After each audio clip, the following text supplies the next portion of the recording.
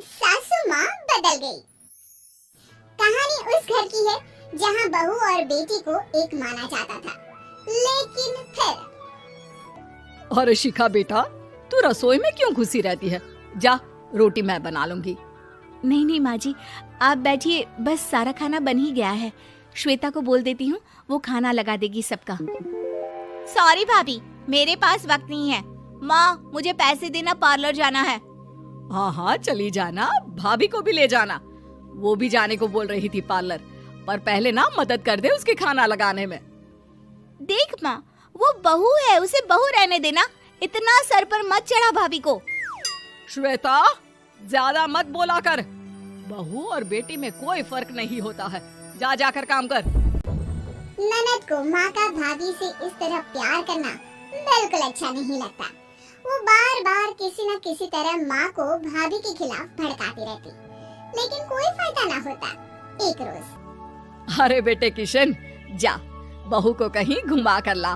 सारा दिन घर में काम करती रहती है। हाँ हाँ माँ, हम लोग जा रहे हैं ना गोवा। अच्छा जी, भाभी ने तो हमें बताया भी नहीं। वैसे तो सारी पंचायत करती है, ये गोवा वाली बात क्यों छुपा गई हमसे? अरे क्योंकि उसे खुद नहीं पता था बहन। मुझे टिकट सस्ती मिल रही थी तो मैंने बुक कर दिया। हाँ शिखा, पैकिंग कर ले, संडे हम जा रहे हैं गोवा।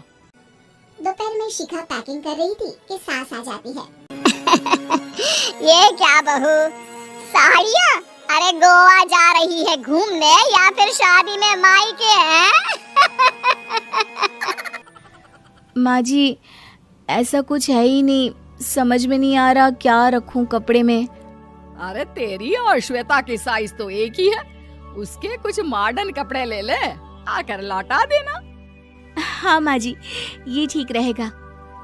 शिखा श्वेता के पास जाती है और उससे कपड़े मांगती है। ना जी ना, मैं अपने कपड़े ना दूं। वैसे भी फैल जाएंगे मेरे कपड़े, बहुत महंगे वाले हैं।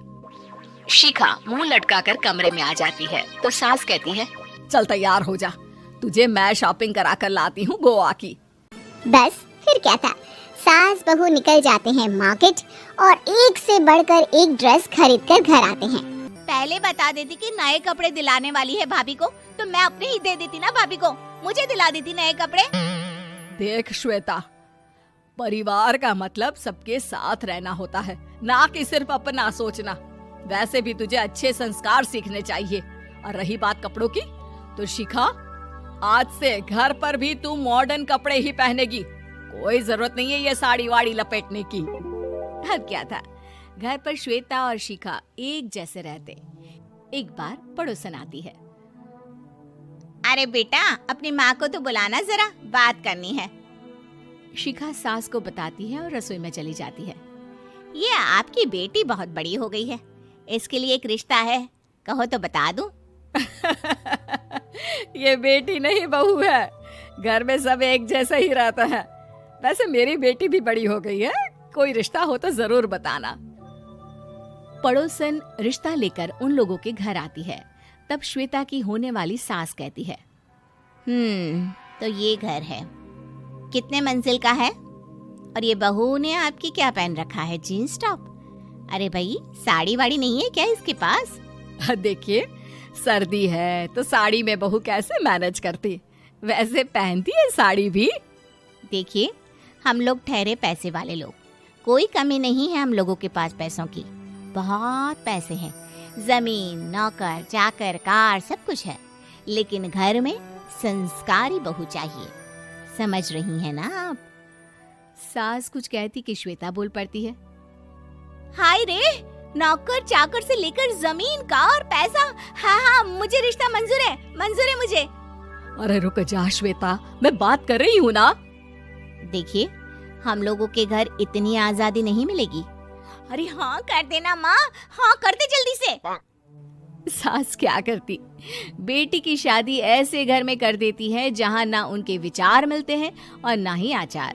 शादी के बाद एक रोज फोन पर, श्वेता बेटा, एक बार घर आ जा, बहुत दिल करता है तुझे देखने का। माँ, वो घर पर बहुत काम होता है, कैसे आऊँ? बड़ा घर है, लेकिन आने जाने वालों की लाइन ही लगी रहती है। बेटा मैं तो जानती थी उस घर का हाल, लेकिन तू ही नहीं मान रही थी। माँ देख, हर घर का यही हाल है। तेरी बेटी को यहाँ घूंघट हटाने की परमिशन नहीं है और एक तरफ भाभी स्कर्ट पहनकर घूम रही है। बेटा मुझे क्या पता था कि मेरी बेटी को ससुराल के नाम पर पिंजरा मिल जाएगा। अच्छा माँ, फोन रखती हूँ, सास को गर्मा गर्म रोटी खिलानी है। तुम लोगों की तरह नहीं कि एक रोटी बनाओ, एक सब्जी बनाओ, फिर सारा दिन फ्री होकर घूमो। सास फोन तो रख देती है, लेकिन सोच में पड़ जाती है कि एक तरफ बेटी जिसे कोई आजादी नहीं, वहीं दूसरी तरफ बहू जिसे देखकर लगता ही नहीं कि उसकी शादी भी हुई है। अगले रोज। शिखा, अरे ओ शिखा। हाँ माँ, क्या हुआ? कुछ चाहिए आपको? मैं जिम जा रही थी। जिम के कपड़ों में बहू को देखकर सास को घूंघट में अपनी बेटी का ख्याल आता है। देख बहू, घर में बहू की तरह रहा कर। इतने टाइट कपड़े पहनकर जिम जाना पसंद नहीं मुझे। जा जाकर रोटी बना। रोटी? माँ अभी तो शाम के 6 बजे हैं, इस वक्त रोटी? अब क्या मेरे खाने पीने पर भी पहरा है? अरे जब मर्जी तब मैं अपने घर में खा भी नहीं सकती क्या? बहू को अजीब लगता है। वो समझ नहीं पाती कि जो सास कल तक इतनी सपोर्टिव थी, उन्हें अचानक से क्या हो गया। वो किचन में जाती है, गरम रोटी के साथ 2 तरह की सब्जी, रायता, सलाद सब लेकर सास के पास आती है। माँ जी, खाना। इतना सारा खाना? राक्षस समझा है क्या मुझे? रोटी मांगी थी मैंने गर्मा गर्म बस। पर माँ जी, रोटी खाती किससे आप? सब्जी तो बनानी थी ना। अरे भूख मर गई मेरी तेरी बहस से। जा जाकर काम कर, अंदर पूरी रसोई साफ कर। बहू अंदर चली जाती है। थोड़ी देर में श्वेता घर आती है। अरे शिखा जल्दी से चाय ला, पकवान बना, मेरी बेटी आई है। अरे नहीं नहीं माँ, ड्राइवर बाहर खड़ा है। मैं तो घर का कोई सामान खरीदने के बहाने यहाँ आ गई हूँ, मुझे जाना होगा। अरे बेटा, पर कितने दिनों बाद देख रही हूँ तुझे, रहने आ जाना 2-4 दिन के लिए। आ जाऊंगी माँ, जब मेरी सास मरेगी तब। मैं तो रोज मन्नत मानती हूँ कि मेरी सास मर जाए तो अच्छा है। अच्छा चल, जा रही हूँ माँ।